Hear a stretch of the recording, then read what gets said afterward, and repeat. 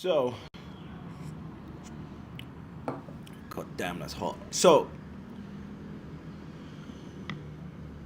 I was sitting here thinking about what BlackRock's goal with Bitcoin is and why they would suddenly start putting all this effort into getting a Bitcoin ETF approved and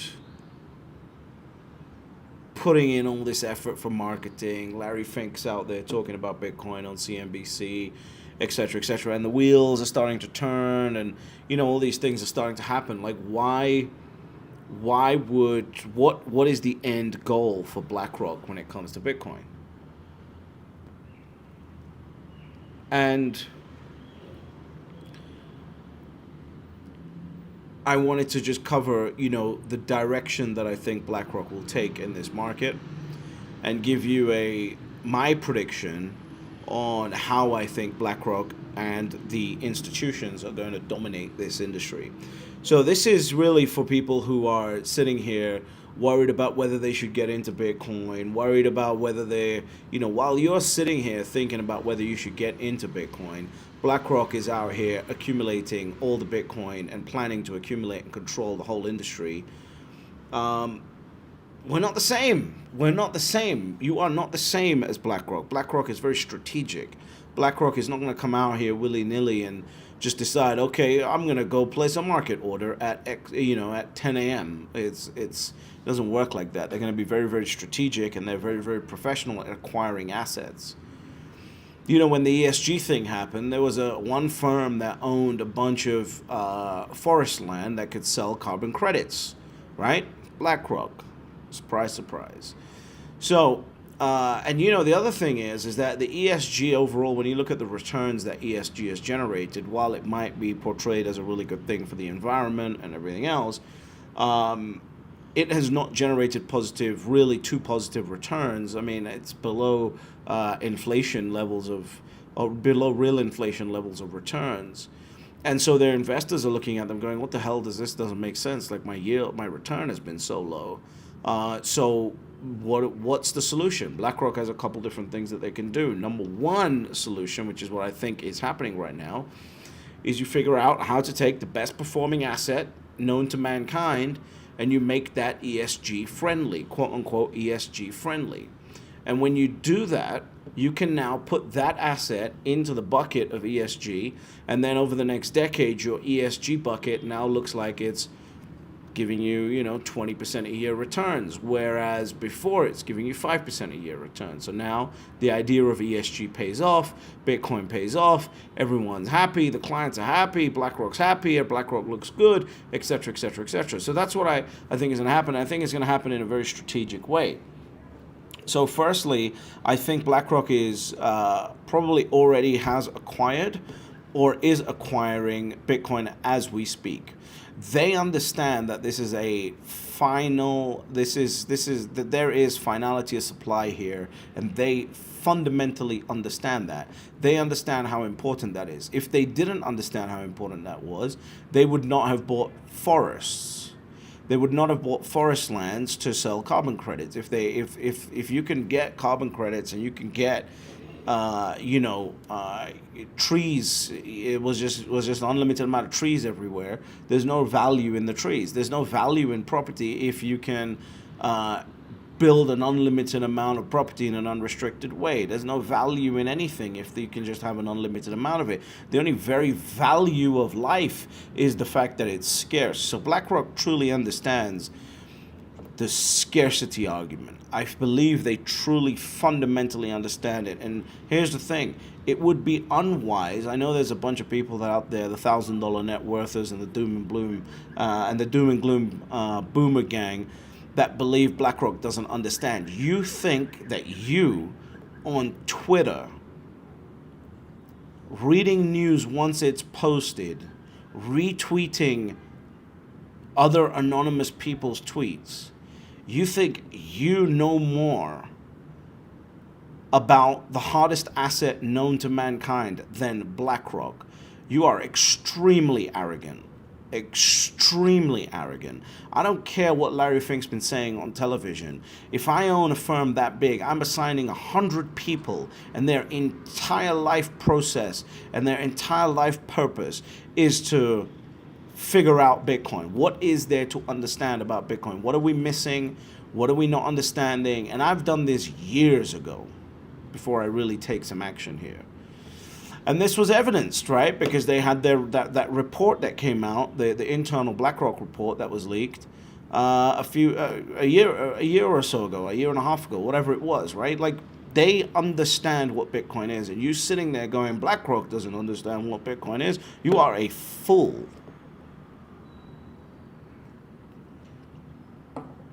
Got to look yourself deep in the eyes in the mirror and question whether you are talking sense or not. You are a fool if that's what you think. BlackRock has more people, I guarantee you, has more people than you know spending their entire day trying to figure out Bitcoin, right? And now they've figured it out. Now they want to take a gamble at it. So the ETF is coming out. BlackRock applies for the ETF. What does this do? This allows BlackRock and the institutions to suck up all the Bitcoin in the world as much as possible to push it into the ETF.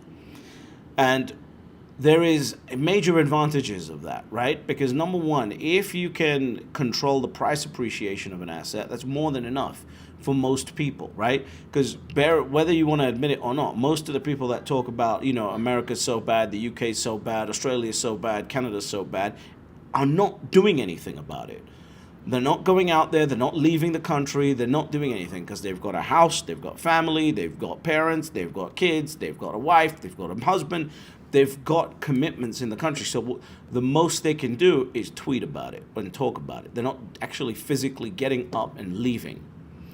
So in that scenario, the idea of sovereignty is less valuable. Most people just want price exposure. Most people relate price exposure to sovereignty.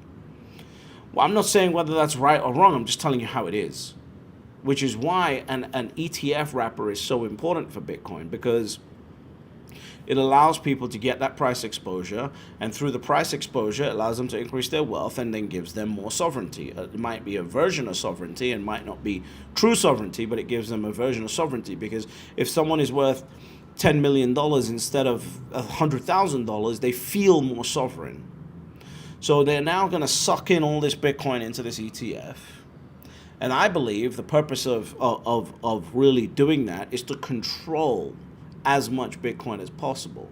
So now you use the ETFs to control it, and now they'll add other little services and this, that, and the other. And one of the biggest, most profitable things that's going to come to Bitcoin is lending on Bitcoin.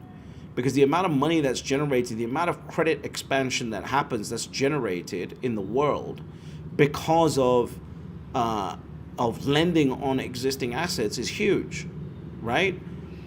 So, and I guarantee you it's going to be much more safer for an institution like BlackRock to lend against the Bitcoin ETF than it is the Bitcoin, right? And if you look at this, Chamath actually did this. Chamath, contributed his Bitcoin to GBTC, right? And he owns the shares of GBTC and he just holds on to them.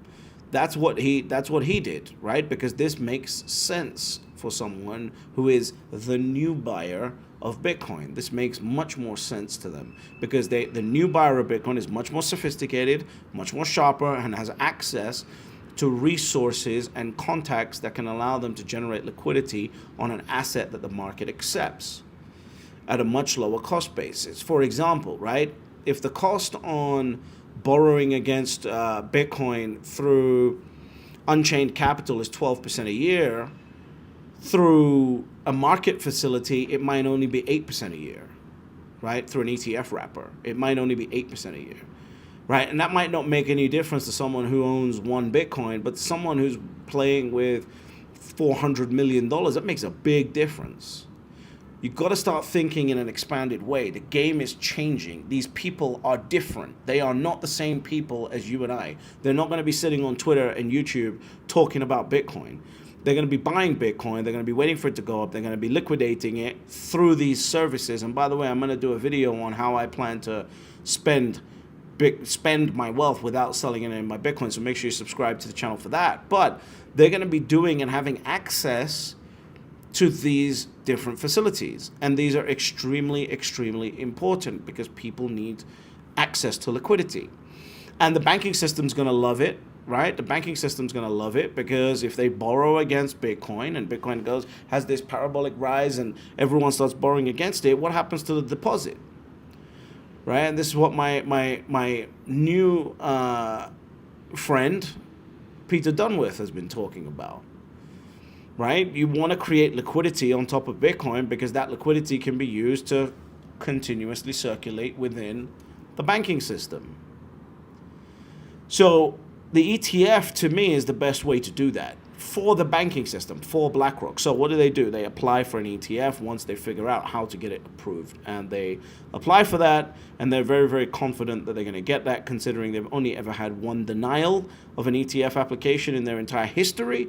And that application, the one that was denied, the whole industry was denied. So really, they've got a 100% success rate when it comes to actual products that make, or industries that make the market. So they're going to get this. They're going to get this ETF, and they're going to start sucking in all this Bitcoin. There will be people that convert their Bitcoin and put it into this product.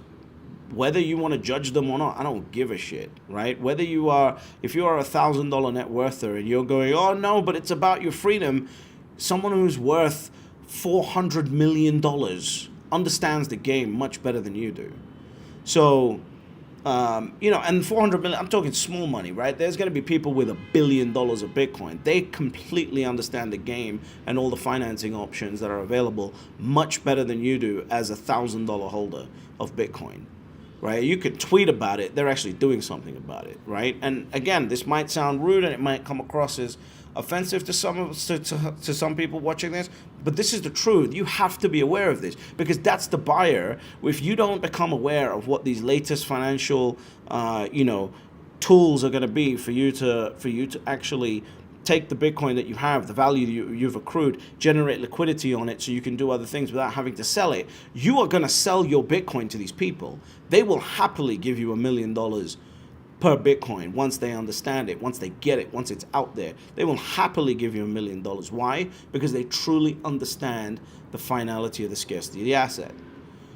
They understand how important it is to acquire as much of an asset as possible to control the market. Why do you think BlackRock is buying up single-family homes? I read a statistic. Only 41% of homes, of single-family homes, I believe, in the USA are owned by the people who actually live there. Think about that. So this is already happening in the property market. It's about to happen in Bitcoin, and it's better in Bitcoin because I don't need to send a team nowhere, right? Once I own the asset, it's on the blockchain, that is done. I reduce my costs. I infinitely reduce my costs of managing that particular asset. Instead of having a team of 2,000 people over the country making sure valuations are staying on point, etc., I've now got a team of 200 analyzing the market. So this is going to happen, and their first step is applying for that ETF. The next step, which is where the ESG part comes in, is what you saw with KPMG. KPMG put out a report, and they said Bitcoin is actually ESG friendly. You don't think that within the next 6 to 9 months, which is what I've been saying on Twitter, 6 to 9 months, that a major publication like the New York Times or Wall Street Journal or Washington Post, something like that, is going to put out a piece on why Bitcoin is ESG friendly? If you don't think that's what's going to happen, you're a moron, right? Because if I control the media and I influence the media, right, what I want to do is I want to acquire as much of this asset as possible. Now I want to convince my investors that they need to acquire as much of this asset as possible. So now I'm going to go and tell the biggest media organization in the world to do an article on why Bitcoin is ESG friendly, and I'll give them all the data to prove why it is. So now they turn around and say, okay, cool, Bitcoin is now ESG friendly. So now it's in the media. Now every single fund out there that thought about ESG because BlackRock pressured them into it says, wait a second, all right? Come in close. Wait a second. Come in close. Wait a second. You mean to tell me we can tell people that we're being ESG friendly and make 80% CAGR a year? Fuck yes. Get into as much of that asset as possible. They're going to do it in a diversified way, so it's never going to be 100% of their ESG allocation, but it's going to be an allocation. And all this time, we're talking about an asset that's completely finite. So what's the next step after they get that capital in? Well, the next step they're already doing as well, which is own the miners, right? They want to own the industry. BlackRock doesn't just come out and say, oh, we'll take a little part of it. They want the whole thing. So they're now going to start increasing their stakes in the miners. And they're now going to start trying to control the miners and trying to get majority interest in all of these miners. So this is the game plan here. Once that happens, once they control the Bitcoin, once they control the miners, once they control the ESG narrative, Bitcoin will now become friendly for finance. So the next step of that, and this might take 6 to 8 years, the next step of that will be, 8 years onwards, will be to figure out how to integrate Bitcoin in finance. Because now, wait a second, are you telling me that we can use Bitcoin and actually help the environment when we do transactions, when we start doing foreign currency transactions? Whoa, that's a real thing? Cool, buy Strike. Great, Strike's now an ESG friendly company, because now we're now promoting the idea of we're saving the environment by using Bitcoin to do international transactions. This saves the carbon footprint by reducing down the number of people that we have stamping forms for every single transfer, the blah, blah, blah, blah, blah. It's all instant. Great. So now they start controlling financial services when it comes to Bitcoin. Oh, people want to lend, people want to borrow against their Bitcoin? Cool, we already got that happening. We've already got that happening, because all you got to do if you want to borrow against your Bitcoin is go and put your Bitcoin into the ETF, right? Put your Bitcoin into the ETF, and you can borrow against it. Once you borrow against it, guess what happens? You borrow against it, you take that borrowing, and you put it into your bank account, and now the bank has generated liquidity to now lend against. So that starts working.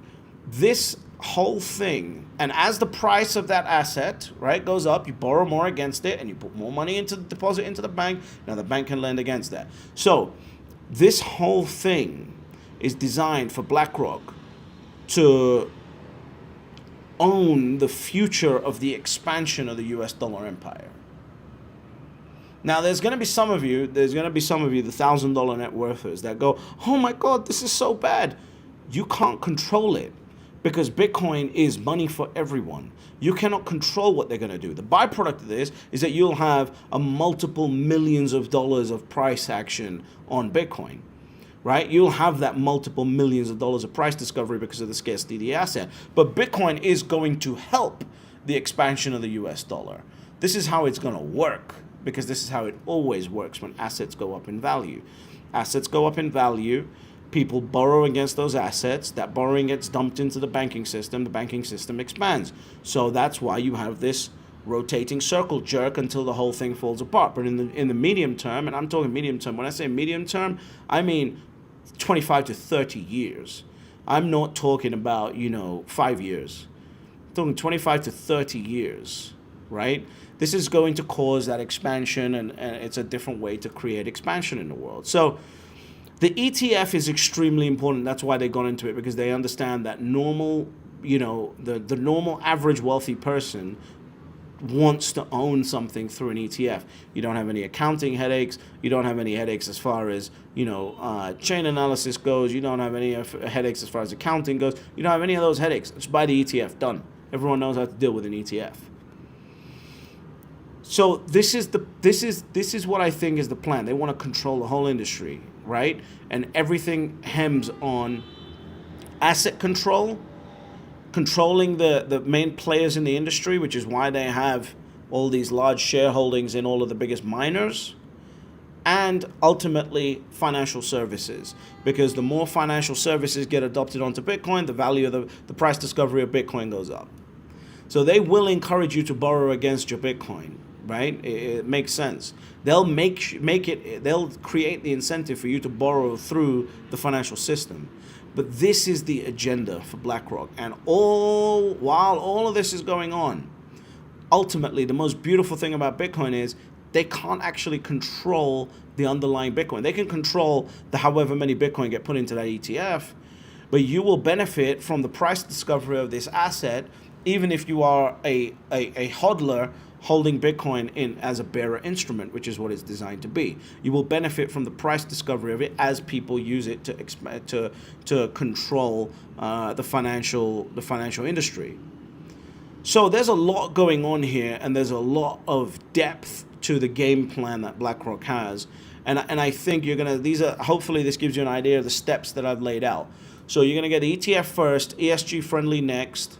You're then gonna get the like controlling more of the infrastructure, and then you're gonna get the idea of financial services, etc., etc., etc. So.